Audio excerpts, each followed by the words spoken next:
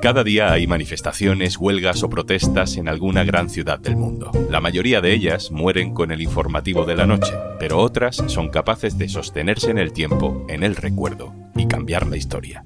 Soy Juan Luis Sánchez. Hoy en Un Tema al Día, del no a la guerra a Gaza. La protesta como hito generacional.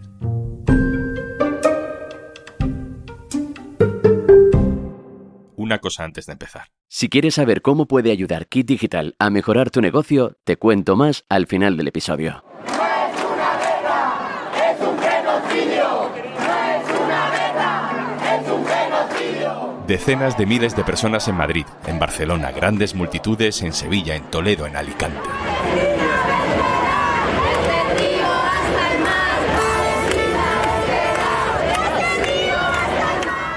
Huelgas y movilizaciones que paralizan toda Italia, también en Francia, en Reino Unido, en Portugal, pero no son solo manifestaciones, carreteras cortadas en una vuelta ciclista, acampadas en universidades, aficionados a la música que deciden no ir a su festival favorito a ver a su grupo favorito, y grupos favoritos que deciden dejar de actuar. Si un pueblo que hace 80 años fue víctima de un genocidio y ahora en el siglo XXI comete otro, tiene un problema de memoria y por el camino ha perdido la humanidad. Flotillas para Gaza donde ya no va 1, ni 3, ni 10 barcos, sino más de 50, llenos de activistas de siempre y no tan de siempre, políticos, actores, rostros reconocidos. Y aunque lo de Israel en Gaza no es una guerra, es un genocidio, es imposible que el ambiente que se ha ido tejiendo en apenas unas semanas no nos recuerde a otro momento de hace ya más de 20 años.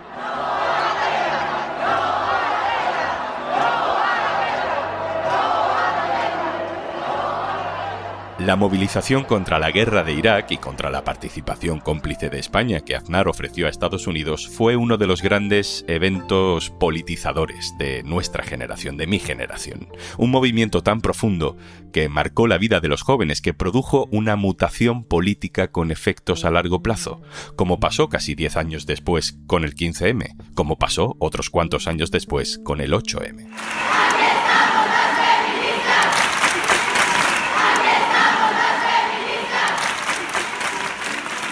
Es curioso porque, después de la guerra de Irak, el PP habría ganado las elecciones si no fuera por las mentiras del 11M que 2 días después provocaron un vuelco a favor de Zapatero.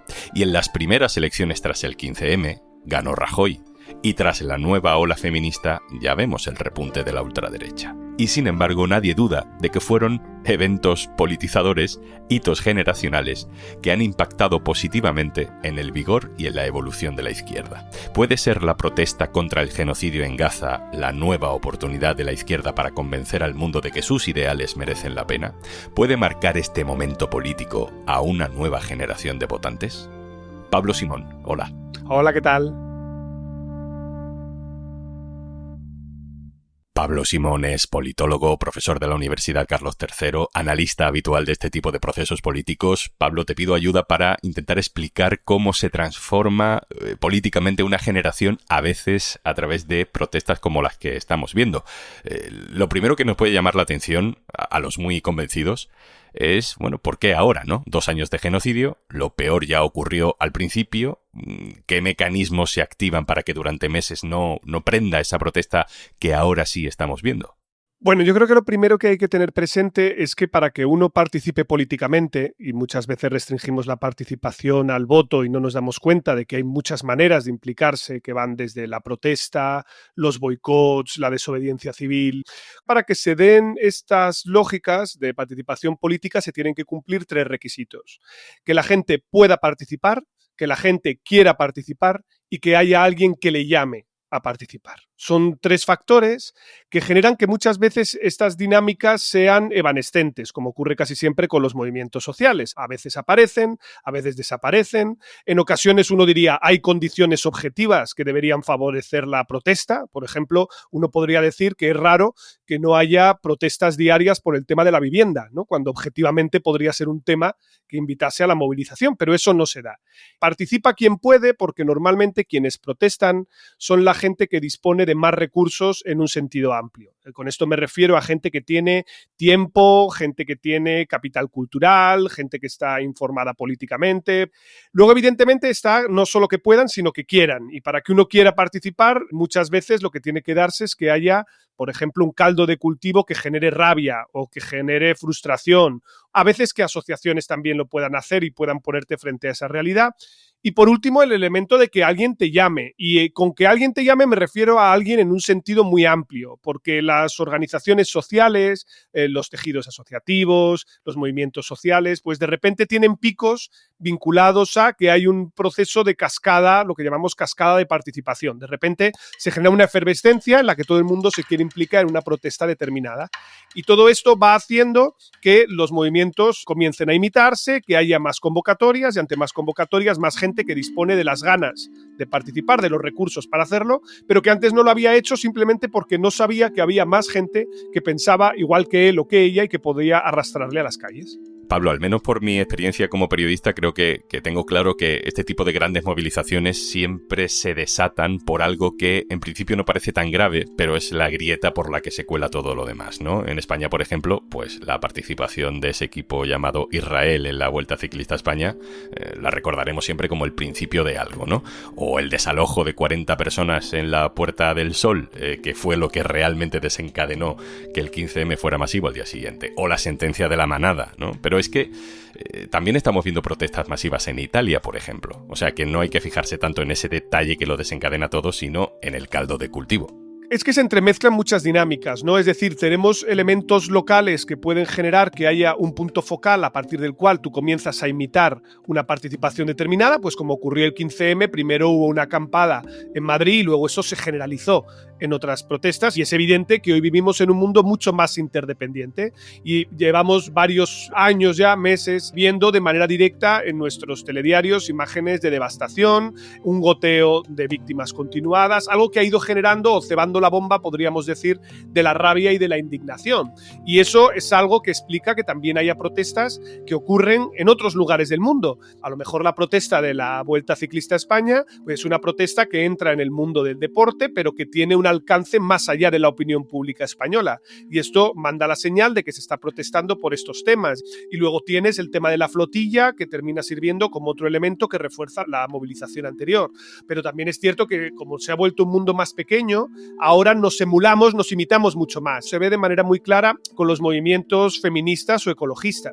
Claramente hay un efecto de imitación entre diferentes países, precisamente porque la opinión pública se ha vuelto mucho más compacta, mucho más integrada, y luego porque los medios de difusión a través de redes sociales y lo online facilita también el que haya mucha imitación en términos de repertorios de participación.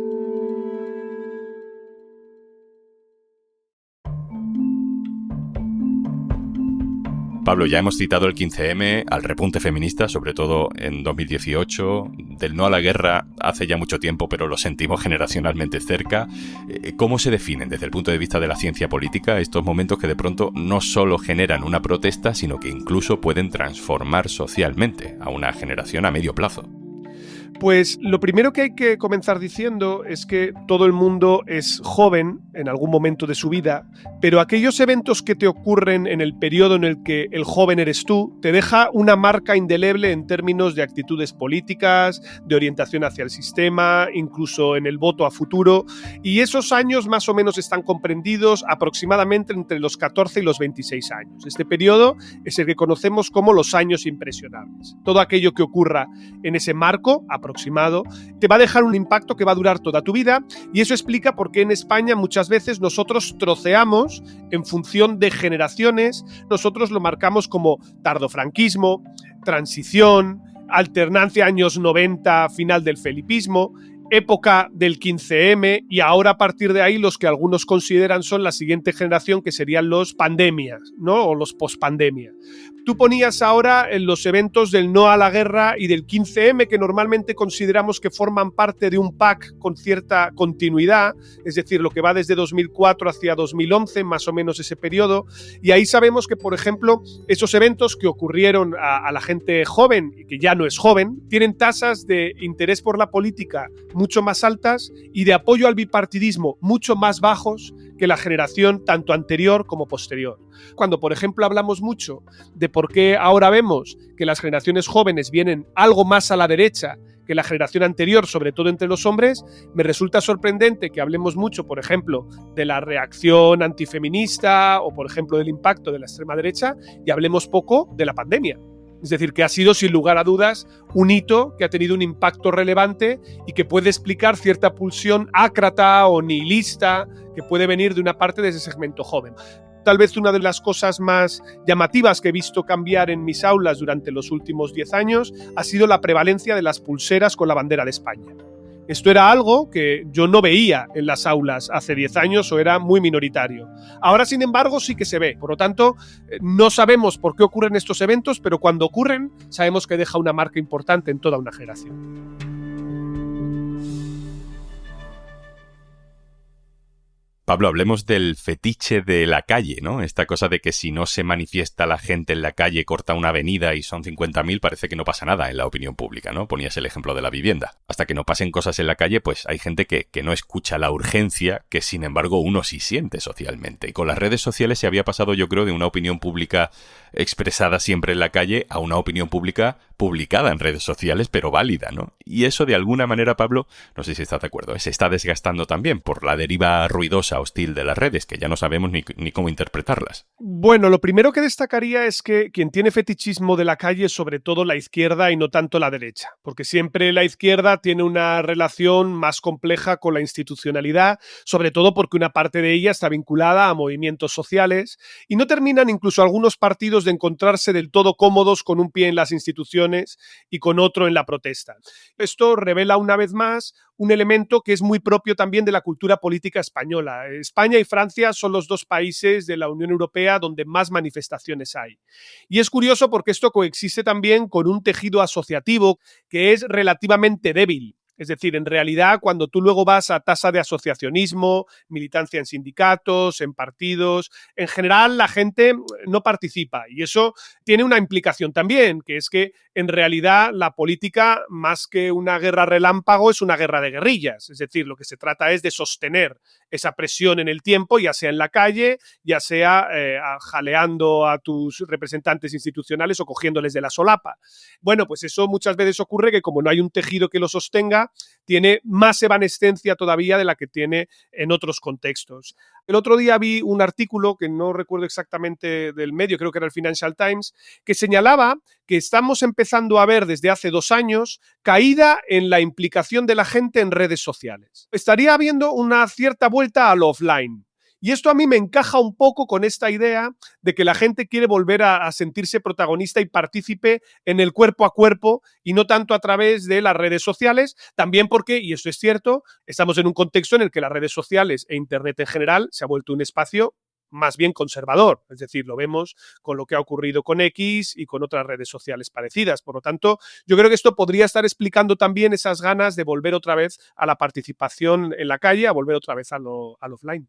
Pablo, te quiero preguntar por otro asunto que a mí también me llama la atención, ¿no? De cómo se ha ido conformando la protesta y la presión social de las últimas semanas o meses. Se ha naturalizado de alguna manera el boicot a Israel como forma legítima para presionar para el fin del genocidio.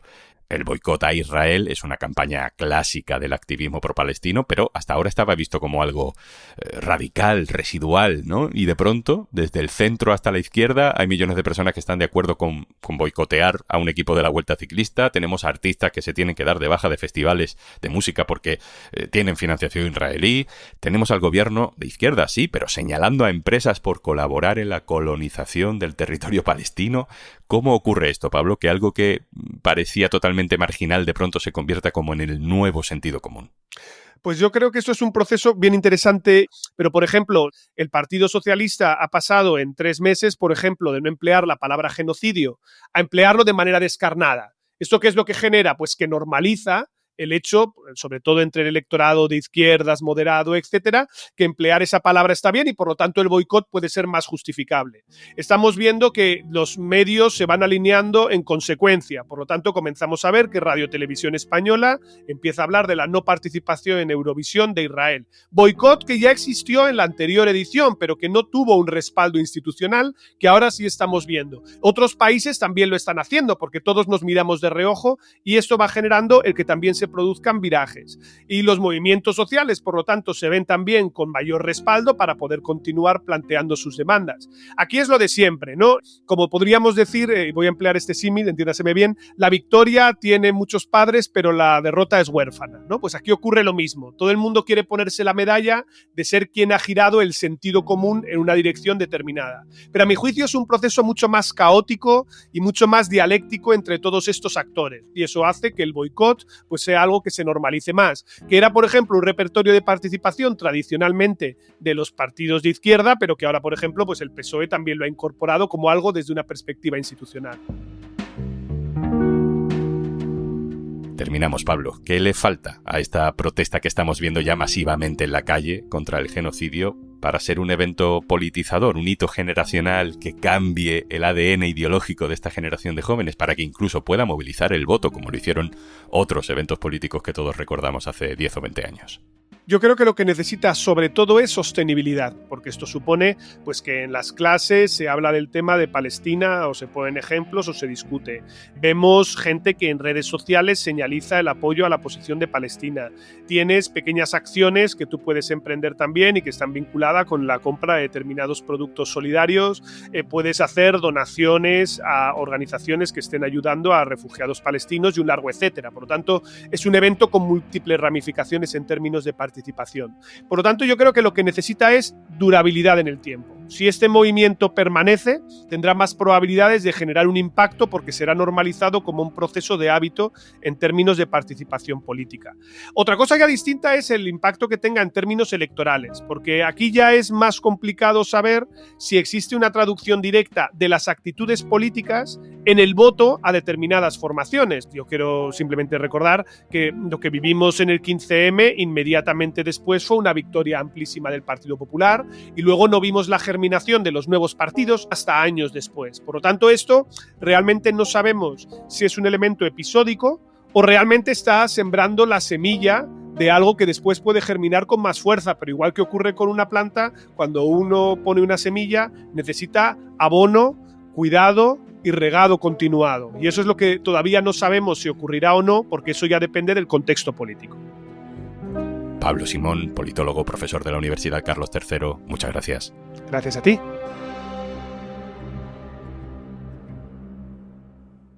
Y antes de marcharnos... Gracias a Kit Digital, empresas como Fruterías Helio han digitalizado sus negocios. Una de las cosas que nos ha venido súper bien es para el tema de los fichajes de los trabajadores. Para nosotros todo más informatizado, todo mejor. Solicita ya tu bono digital. Kit Digital es una iniciativa del Gobierno de España gestionada por Red.es. Infórmate en el 900-909-001 o en acelerapyme.es. Colabora Cámara de Comercio de España. Financiado por la Unión Europea. Next Generation. Plan de recuperación. Gobierno de España. Esto es Un Tema al Día, el podcast del Diario.es. Si te gusta lo que hacemos, necesitamos tu apoyo. Hazte socio, hazte socia del Diario.es en el Diario.es/socio. El podcast lo producen Carmen Ibáñez, Marcos García Santonja e Izaskun Pérez. El montaje es de Pedro Nogales. Yo soy Juan Luis Sánchez. Mañana, otro tema.